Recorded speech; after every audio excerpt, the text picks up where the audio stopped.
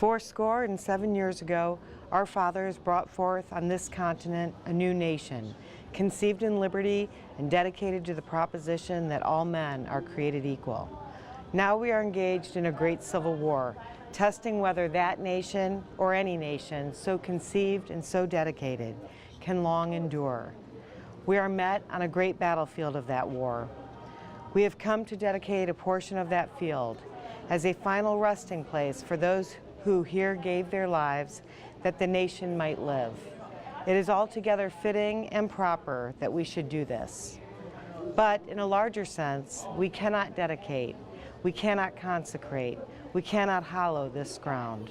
The brave men, living and dead, who struggled here, have consecrated it, far above our poor power to add or detract.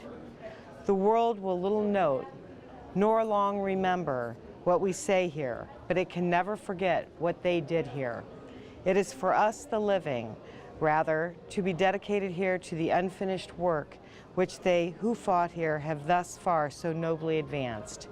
It is rather for us to be here dedicated to the great task remaining before us, that from these honored dead we take increased devotion to that cause for which they here gave the last full measure of devotion, that we here highly resolve that these dead shall not have died in vain, that this nation, under God, shall have a new birth of freedom, and that government of the people, by the people, for the people, shall not perish from the earth.